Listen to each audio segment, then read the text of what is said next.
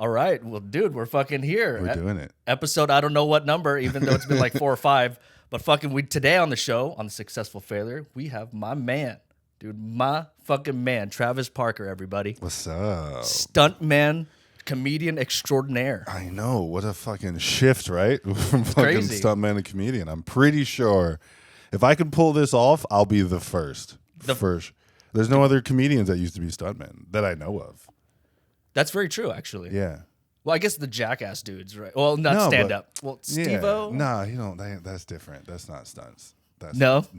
No. Like, so like what they are doing are like technically stunts, right? But Because they're on SAG too, right? Like they yeah. They do Oh all the- yeah. do all I mean, the for bumps and stuff.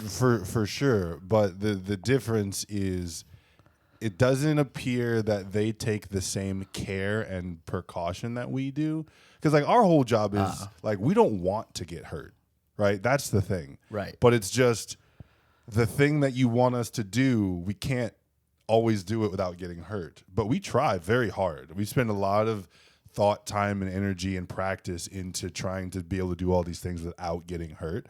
But it's unavoidable at times. Whereas I feel like the Jackass guys, that's their whole point.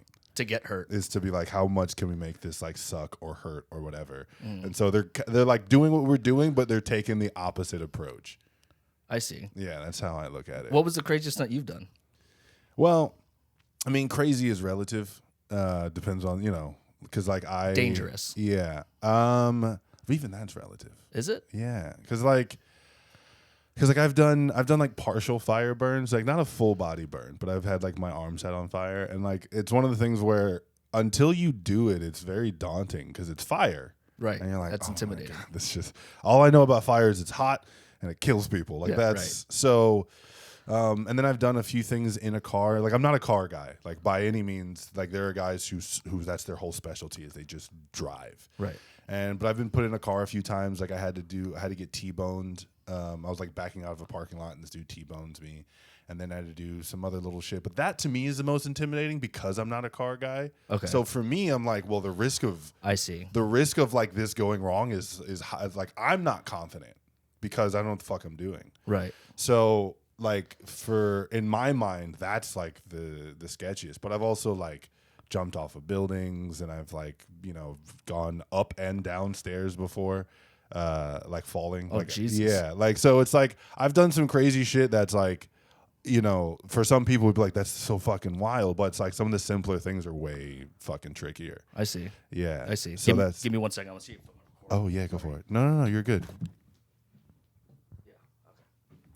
All good. We're good. How do you think the stunts, or do you think the stunts has helped you with the stand up, like just getting on stage and whatnot? I mean, as it has helped me in the sense of that I'm not unfamiliar with performing, right? So like that's not new to me. But like with anything, like everything that you've done up until this point has helped you accomplish whatever you're doing at this point. You know what I mean? Like for well, not helped is the wrong word, but has influenced for better or worse. That's why childhood trauma is a thing, right? Because like these are things that influence you and affect how you do what you do right now. So how stunts for sure. Like I'm used to the thing with stunts, and most stunt people will echo this. But like once you hear 3, 2, 1 action, something happens where everything that you're worried about or that you're thinking about, it just goes away. The moment you hear action, your brain is like, well, this is what we're doing now. So let's just do it. Right. That's all we can do. Right. So that part. So like when I go on stage now, like the mics is something open mics is something that I had to get used to, because open mics felt like a show until I did a show. Right? Like now I'm only 2 shows in, so I'm speaking from a very green perspective, and I'm sure there are older comedians and more seasoned ones that can tell you a bunch of other shit. But from my personal experience, when I first started going to open mics, they felt like do or die. Every open mic I went to felt like, if I don't do well here, I'm never going to be a comedian. Even the improv mics. Even the improv mics, for sure. Sometimes more, because it's like, oh, I can't think on my feet. How the fuck am I going to be a comedian? Exactly, dude. Isn't that what they do? Exactly. And then I did my first show, and I was like, oh, this is so different from what open mic is. How long were you doing stand up until you got that first show? Like seriously, like 4 months. Okay. Yeah, and Okay. this thanks to Joe Menente. Shout out to Joe Menente. Menente. Joe Menente. Fucking love like He's the man, dude. dude. What he does is it's hard, but it's so inspiring. And it's funny because I remember when I first showed up to Fourth Wall and I saw what it was, and I was just like, he's got a great formula here. Because here's the also the reality of it is eventually someone who is going to have, you know, polished and like earned their, or not earned, but like honed their craft is going to have done it in Fourth Wall. They're going to get famous. And they're going to be like, so how'd you get started? Well, I went to this place called the Fourth Wall. And then the Fourth Wall is going to blow up. I think, dude, it already has. It seems like. Yeah, I've only been doing it like a month and a half, but from when I started to now, the classes have just, you can't even book anymore. Yeah, they're full. Because it's like, I'm pretty, like I, don't quote me on this, but because when I first came to LA like 12 years ago, I thought, comedy has been in the back of my mind for at least 15 years, for sure. And when I was in college, right before I moved out to LA, I did open mics for the first time ever, and I was like, oh, this is really cool. And then I moved to LA, and then I went to like some of them, I don't even remember what the fuck they were, but I just remember not liking it. I remember looking around, it's a bunch of people on their phones, they're not really paying attention. Right, yeah. It's a 2-drink minimum. Yep. Do I go up? I don't know. Yeah. Maybe. Maybe. Do I just waste 4 hours of my day? Maybe. And then I saw like what I was doing in the stunt world, and I was like, well, I just have to go to the gym and get good. Like I know, like it was just, and I didn't hate it, right? And I was good at it. So it was like, I'm just gonna do this, and then I built a massive stunt career. But like comedy is always in the back of my mind. And then last year, right before I went to London to do this job for like 7 months, I had like a real conversation with myself, and I said, listen, you have been talking about doing comedy for over a decade now. Either you're going to do it or stop wasting your energy. So I said, if I can't go to open mics, I had like a week and a half before I left. So I was like, for like a week and a half, 2 weeks, however long it was, if I can't go every day, then I don't want it. Right. And I have to give up. Yep. So I went every day, dude. and I was like, oh God, I want, like the voice was now yelling. It was like, what are you doing? So I spent 7 months doing this job as a stuntman, and I was like, I don't. Saved up. Yeah. Well, it's not even that I saved up, but I just realized I was like, yeah, I don't want to do stunts anymore. Shit. Which is a weird thing. How old are you? 36. What? Yeah. I know. What the fuck, 36, dude? bro. I thought you were in your fucking 20s, bro. Nah. I moved out here in 2011. I was like 24. And yeah, man. I did stunts for 12 years, and now I'm 36, and I'm like, comedy. Yeah, that's a smart career decision to make in the mid, like, because I'm at a point in stunts where I'm at the line where I'm at now is I keep performing, but I can start doing like assistant coordinating and assistant, and I can start getting into that world. I see the guys. The reality of it is I see the guys that do it. I see the guys that do it at the level that I would want to do it, and I realize that I'm not them. Like I'm not going to put in the work in this craft that they do. Like when they're not doing the job, they're training, they're studying martial arts, they're watching YouTube videos, they're watching fights, they're doing all the things that I just. Like, I could force myself to do, but I would be so unhappy. I see. And so it's like, and I can't perform forever. Right. So, 100%. yeah. And it's like, and I was just like, well, fuck it. Right? Like, Just went into comedy. Let's just go. I've been very smart with my money. Like I said, I've worked for 12 years. I worked very hard. And you, stuntman, dude. You get paid. We get paid well, not as well as I believe we should get paid. I will die on that hill. I believe stuntmen should make way more than they make. Fair enough. Because, like, there aren't, like, if you were a stuntman in the 90s and like the early 2000s when like because back when Blockbuster was a thing. I see. So our residuals, we got a piece of that Blockbuster money. Stuntmen. Damn. Yeah. Dude. So stuntmen were making a killing in residuals. All stuntmen, not even just coordinators, all performers? All performers. Because I still get residuals. But now with streaming, instead of like back in the day when it's like if you wanted to go watch Bad Boys, you had to rent it. Yeah. And so you worked on that film and you're making a killing. And now I'm making like $100, right? From a residual check, which isn't enough to live on. Yeah. So, which is part of the reason why these strikes are happening, right? These strikes are happening because like the residual, which is the thing that's supposed to help float you between jobs, because it's like, yeah, this is the work that they did, but people are still consuming it. Right, yeah. And companies like Netflix for years, and these companies are making tons of money, right? Right. Like when they say, this is the thing that always bothered me, is like when companies are like, oh, we're losing money. They're not losing money. They're just not making as much money as they want to be, so they call it a loss, right? When it's like, I would like to make $10 billion this quarter, or however fucking much it is, and then they make 5. They still made $5 billion, but it's not the 10 that they wanted. So like, well, we lost $5 billion this quarter. What must we do? What are we doing here, people? We clearly are overpaying these people at the bottom who can't afford to go out to eat or pay rent. And I want another jet. So something's going on here, people. We've got to make sacrifices. Listen, we have to make sacrifices, and you know how this goes. You make the sacrifice for us. That's how this has always worked.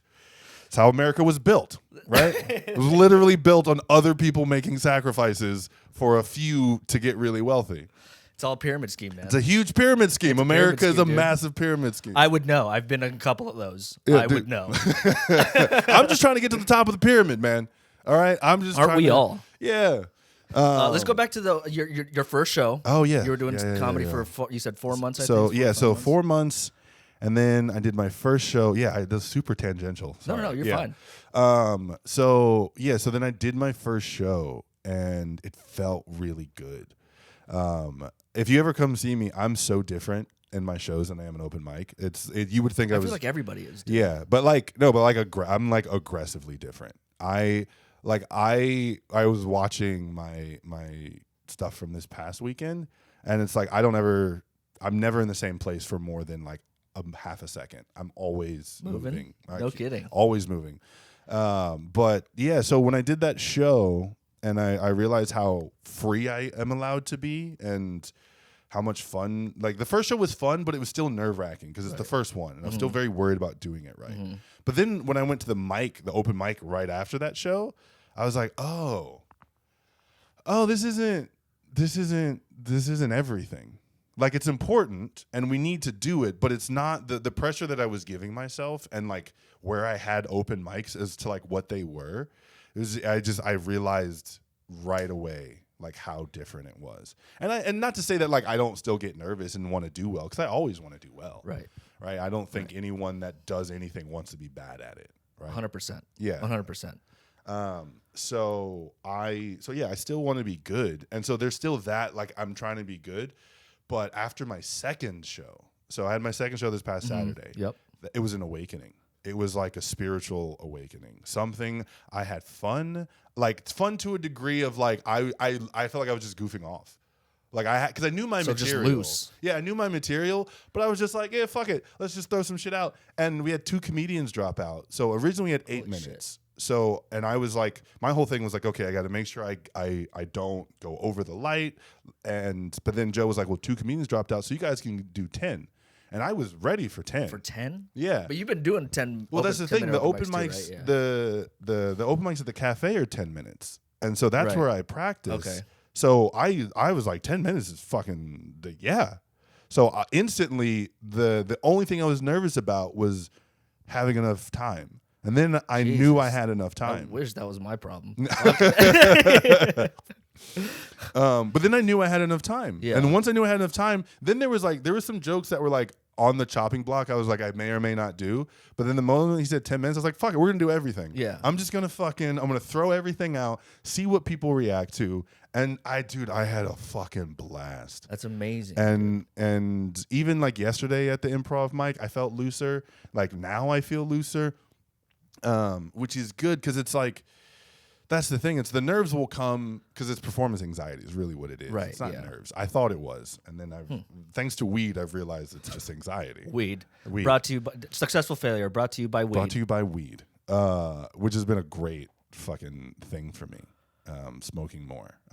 You picked it up more? Yeah. I used to be like, when I was a kid, I was straight edge. I was the dare. Drugs are bad. Yeah. And like, and there's still a part of me that like feels like my drug use makes me a loser. Like there's a real part of me that feels that, like the inner child. And I have to like rationalize to myself why it's okay for me to smoke weed.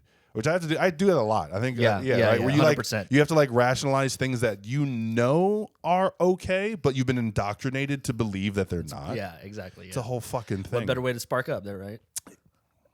Like that's it. That's Man. So, but weed has been good because it reframes my thinking.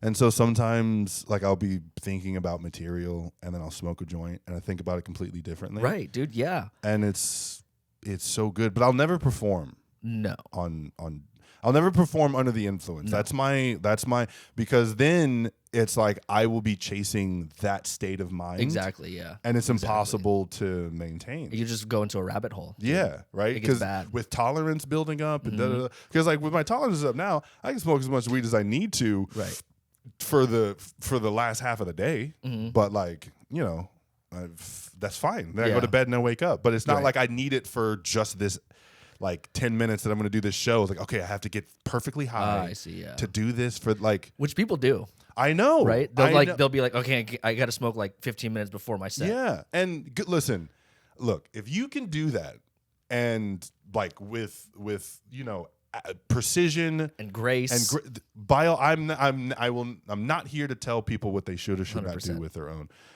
That's another hill that I'll die on. I don't think... And this is political as well, but I don't think anyone should tell anyone else what they should do with their own bodies. 100%. From heroin to masturbation to anything. If you're doing it to yourself, do whatever you want. The moment it leaves yourself and affects the world, that's when it's different. Like if you can do heroin and not like be a fucking... Go sucking dick. Right? Well, even that, it's not terrible. Listen. There are so many worse things that you could do for heroin than suck someone's dick. That's name two. Yeah. Murder.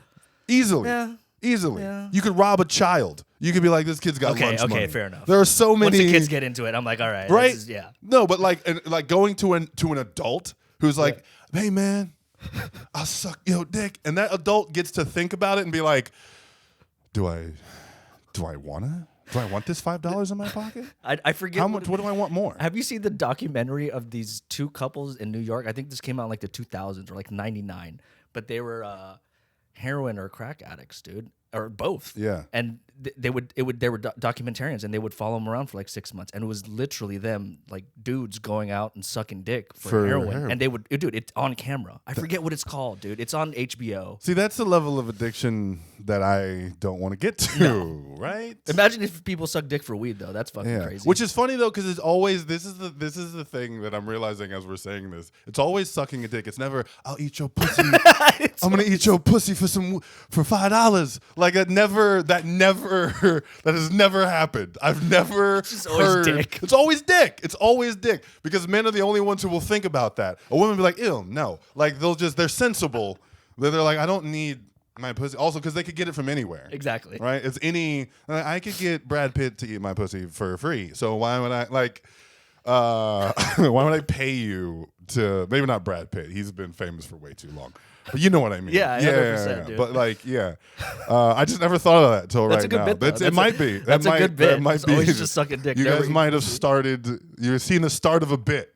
This is how it happens. This is how it happens. This is how it happens. This honestly is how most of my bits come up. Yeah, 100%. Talking with my friends. That's why I love the improv. Yeah. Because you just find them there. Or as of right now, like in the beginning, right? Yeah. Like I'm finding a lot of stuff what is making people laugh, which I never thought it would. You know what I mean? So it's a wild thing. What drew you to comedy? I've always been interested in it, dude. Yeah. I was young. I grew up watching like Sinbad, Eddie Murphy, Dave Chappelle, obviously, dude, in high school, right? The dude, the goat, that guy, dude. So I was watching. Yeah, I was watching the stand up like yesterday. I was like, this dude's fucking genius. He's a genius. It's so annoying. Genius. It's so annoying how good he is. It really is. Yeah, it really is. Like, I hope he quits. I hope he quits. I hope he quits because he keeps doing material that like I've thought of jokes and been like, oh, is that? And then like, oh fuck, Dave Chappelle did that. I need you to stop doing material so I can come up with some introspective and like brilliant shit. Right. He's taking all the genius. He's taking all the genius. He's taking all the genius. It's fucking annoying. But yeah, I've always been interested in it, and you know, it's just like what everyone says. Everyone always told me I was funny and shit like that. But this time around, it was just, I don't know, man.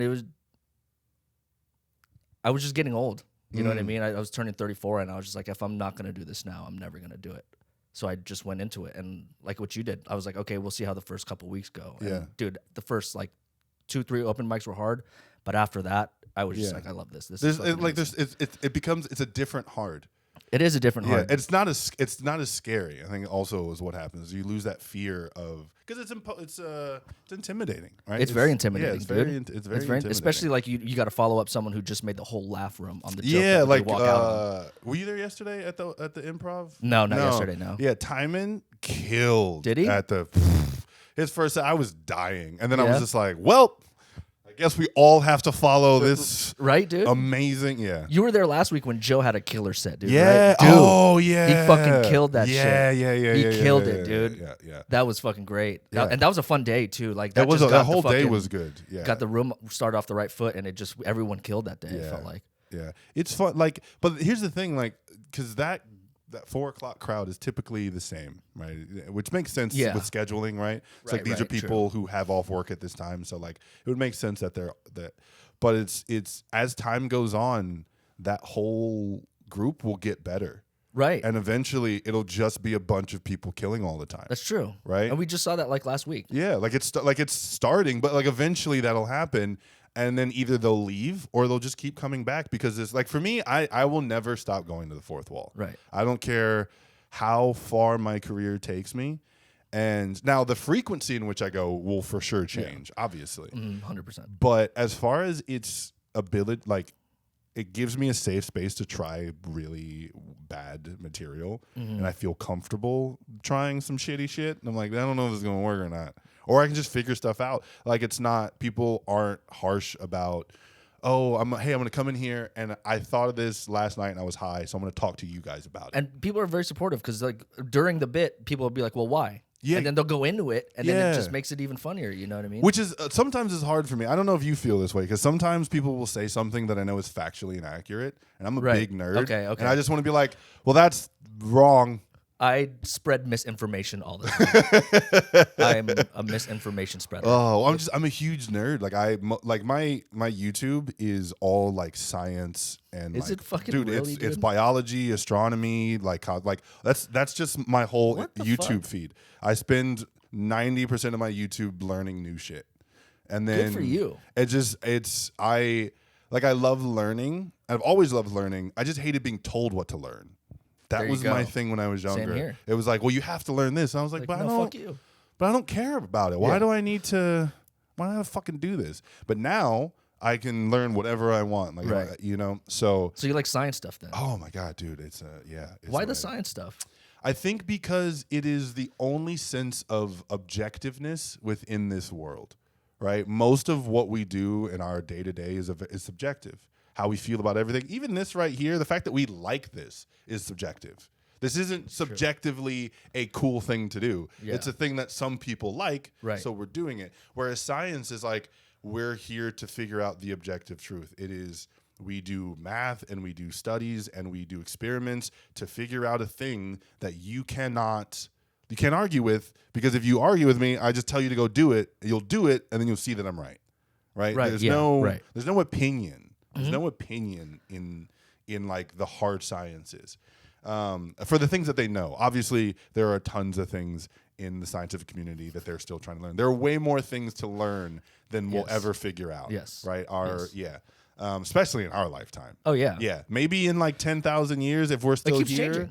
It keeps changing. Right? Like I think they just found out that the universe is like fucking 23 billion years older than they thought it was.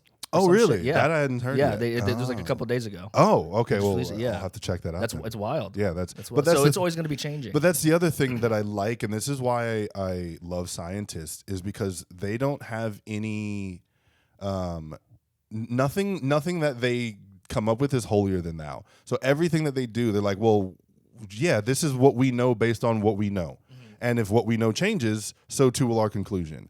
But people don't like that. Right? Yeah. People don't like that aspect of it when, like, especially like in medicine, and like, well, we figured this out, and then they learn some new shit and they're like, okay, so we might have been wrong. And people are like, well, what do you mean? Well, if you were wrong about that, then I can't trust you for anything. Yeah. And it's like, well, that's not like, but that's the whole thing in astronomy and cosmology and biology. One of my favorite things. I can't remember who said it, but it's science isn't here to most science. We're not here to say what is and what isn't. We're just here to categorize the things that already are.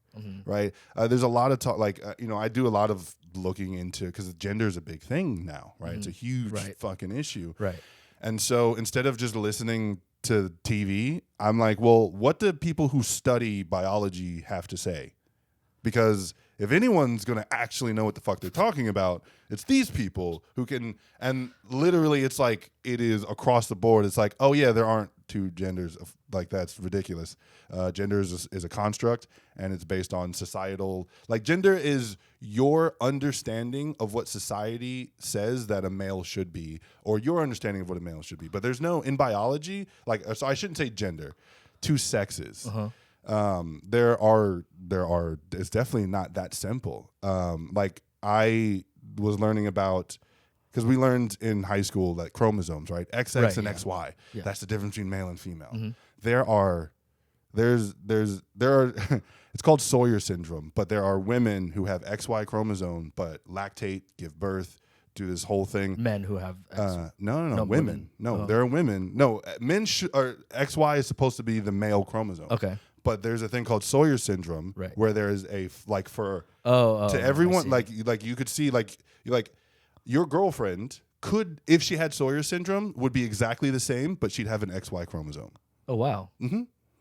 There's enough people that have it that it has a name. It's called Sawyer syndrome. Like that's how many people there are that have it, that it's documented.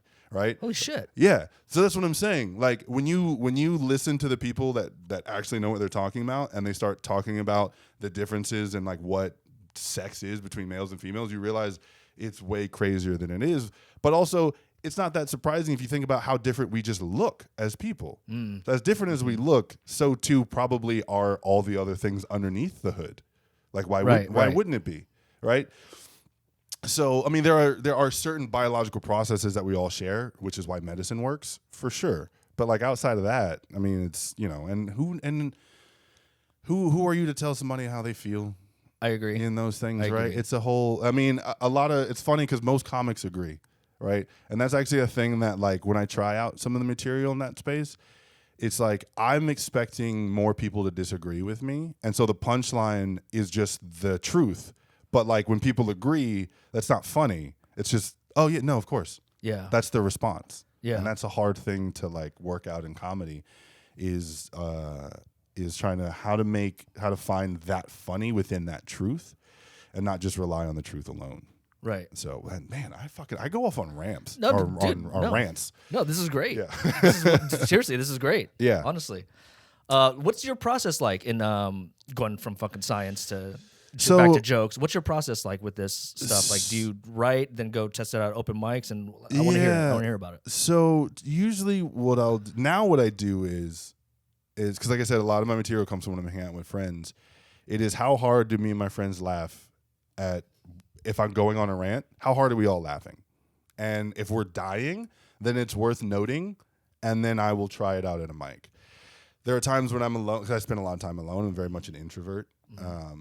But I will just think of something. And I'm like, usually it's comparative. It's like, oh, this is like this, or this is like this. Ah, that's interesting. I've never done that. Yeah. Oh, I do that a ton. It is like, or if there's something that people are having, like when I'm on Instagram and I'm on, the social media stuff, and I see a bunch of people, I'm very much a contrarian. Like when someone says something, my mind is like, well, how is that wrong?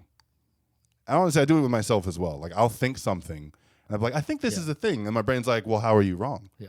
I'm like, oh, how am I wrong? And then I start thinking of all those things. Yeah. And then sometimes jokes come from there, but it is, the more that you learn about yourself, the better your material can be, because then you know where it's coming from. And when you know where it's coming from, it's easy to perform. And I feel like stand up a lot of the times, especially going to these open mics with other comedians, it's like therapy. And I feel like you're finding, I didn't realize it because I record everything that I do, and I didn't realize it up until like the first 2 weeks. And I was going back on the show that I was saying, and I was like, dude, I literally sound like I'm going to therapy. I've never done it before. I mean, I'd done it once, but it literally just sounded like it was just me just hashing things out, like just going through the rubble before I could be funny in a way. Does that make sense? Oh, for sure. Yeah, that absolutely. I mean, and again, we're both very new, right? Like, I've 100%, been yeah. doing this for seriously, I've been doing this for like 5-6 months, right? So obviously, as we grow, we're gonna find new things, and I'm sure we'll listen to this one day and be like, "What the fuck are we talking about?" Yeah, dude. Yeah. But yeah, no, I when I first started going, but I got into a thing where I realized I was like, okay, it's not therapy though. Like it feels like therapy, but if I start treating it like therapy, then I'm just gonna come bearing my soul. And it's not going to be for the purpose of entertainment. It's going to be just for the purpose of trying to get some shit off my chest. Yeah. And then that's not always funny. Sometimes it's just sad. Yeah. And you're like, I feel like you have to do it though, right? Yeah. Did you feel like you were doing that more often in the beginning? Yo, no, absolutely. Yeah, 100%. okay, No. yeah. But that's what I'm saying is like I started doing that, but then I felt myself get too much. Yeah, same here. And I was and you can see it in your performance, right? Like Yeah. you'll say that one thing where everyone's like, ugh. Yeah. And you're just like, ah, shit. Well, yeah, and I'm just like, or it's just like you realize like I'm sharing, but no one's laughing. So the sharing isn't what gets the laughs, but it is. So now when I'm at home, it's like you do at home therapy. So now it's like I do the same thing I do at Mike's, but I do it at home, and then try to find the whatever it is in that that I can bring to people. I mean, comedy is this thing that's weird because you can just have a bunch of non sequiturs that are hilarious, and that's just your stick. Like one of my favorite comedians is Mitch Hedberg, right? He's one of my, he's amazing. He's brilliant, but he's not saying anything, right? He's not making any like. When I say not saying anything, like look at Dave Chappelle, right? Who is very much like, hey, I'm talking about what's happening in the world, and this is what I think is wrong. This is how things should change. The vulnerability. Yeah, and he's very much holding his hands on the pulse, right? And trying to like show the world like this is what I see you as. Yeah. Whereas Mitch is just like, I wanted a candle holder and they were sold out, so I bought a cake. Like that means nothing. Like you know what I mean? Like for society's sake, that means nothing other than he's joke. Right. Cakes That's a good joke. are candle holders, and it's hilarious. That's all he's doing, and it's amazing. And I could watch him for hours. So it's finding, but that's also so hard to do. That's harder. That's so hard. I believe that's harder. That's to do. so hard. Yeah, so hard. So because I would love to change the world. Who wouldn't? Right? Who wouldn't love to like, oh, your rhetoric changed the way that society thinks about things. Right. Yeah. That would feel amazing. Amazing. And so that's obviously because I think about that's going to influence my comedy, right? There are things that I see in the world that annoy me that I want to change. Right. And so I talk about it. That's interesting. And how I want it to change. So, but, I also know that doesn't make me better or worse than any other comedian. It just makes me me. So, but I also can't get too what's the word, preachy, because then it's like, well, if I just want to preach, I'll do this. I'll start a podcast and I'll start talking. Yeah. Right. Know, where's the joke? Are you just preaching? Great. Martin Luther King Jr. Love it. We love that you think all men should be created equal. That's a great thing. It's not funny, but it's great. Yeah. I love that for you. Yeah. Yeah. So. That's the other thing that I'm struggling with is like also trying to make sure I'm not too preachy, and then I am, I know that this craft is to make people laugh. So it's wild how vulnerable you have to be, though. Oh, yeah. That's one thing I'm still getting used to. Obviously, yeah. I'm sure you are too in a way. Yeah. You know what I mean? But it's wild how you just being more vulnerable makes people laugh. Well, it's because also when you're vulnerable. For me, again, this is speaking for me personally, but when I'm vulnerable, when I do my shows, I don't have to practice my performance. Like what I do, where I go, how I say the things that I say, I don't practice that. When I do open mics, I'm practicing the cerebral part of the material, the like actual concept of the joke. And then, but because it's coming from a vulnerable place, I just have to let that out. Right. So like I have jokes about being a middle child. So when I talk about being a middle child, it's real. Like everything that I'm saying, how I feel about being is real. So it comes from that place. So because it's a thing that I'm sharing, I just have to just be me. Right. And so I find that very helpful. Yeah. being vulnerable. That's why being vulnerable, I should say, helps for me. Because it informs my performance to where I don't have to think about where am I standing on stage and how am I and what do I do with my hands? The fucking Ricky Bobby. What do I do with my like I don't have to think about that. I just Ricky Bobby. Yeah. I can just go into the deepness of the emotion and then just but it's like so you're like tapping into something deep and vulnerable, but you're doing it in this playful way. Yeah. So I get to be so it creates this fucking weird thing that's happening. And again, I've only done 2 shows, and I've been doing mic for a very short period of time, so don't judge me on the words of today, tomorrow. But I've been telling people, like, this is just like my free crash course to comedy. You know what I mean? Like, being a month in, I'm just learning from so many different people, how they approach. Which is so great. You know what I mean? So, like, I'm kind of taking advantage of you guys. No, I'm just kidding. No, as well you should. Dude, so being a stuntman for 12 years, I've met a lot of famous people. Yeah, I've been around a lot of people who are like I've worked with Oscar winners, right? Nice. I've doubled Jamie Foxx and Will Smith. Oh shit. Yeah. Jamie Foxx, bro. Yeah. That's what's up. Yeah. That's so dope. I get to see them up close. I get to see them not just what you see on screen, but what they were doing right before, what they were doing right after. That's cool. Yeah. I get to see these moments. And one of my best friends is a musician. And you know who Logic is? Oh yeah. Yeah, he's one of my best friends. Logic? Yeah. So yeah. So I've just been fucking strolling around L.A. Logic, your best friend, got a fucking 12-inch dick. Stuntman. It's not 12. It's not 12. This is what All right. 11 and 3/4. Here's the thing. This is what you tell. Well, you have a girlfriend, so you need to tell anyone watching. This is what you tell a woman who's actually how big your dick is. You say, there are bigger, but there are also smaller. Right? I just say, well, I'm Asian. It's not. It's not the biggest, but it's not the smallest either. Right? I'll use that next. Yeah. I'll use that. It's not the biggest, but it's not the smallest, and I'm okay with that because there is someone with the biggest and somebody with the smallest. I don't know who they are. It's not me. It's not me. And it's not me, but they exist. But it's not me, so that's all you need to know, and then we'll figure out the rest later.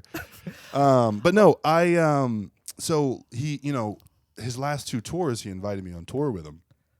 And what the fuck? Yeah. So, and this most recent one, he was going, because he just left Def Jam, so he's solo now. Yeah. And so when his whole stage is basically he mocked it up after his his bedroom before he got big. That's cool. Not his bedroom. That's real. He was cool. homeless. He was staying at his friend's place. Right. But anyway, there's like a couch, a sofa, a table, games. So he would just have us come on stage and just hang out because he was like, I want to feel like I did when I was starting, where it's like me doing my things, my friends are hanging out, like we're just chilling. So me and his other friends would just come out on stage and just sit on stage and just watch the show from the couch. But it allowed me to see him do his thing this far away.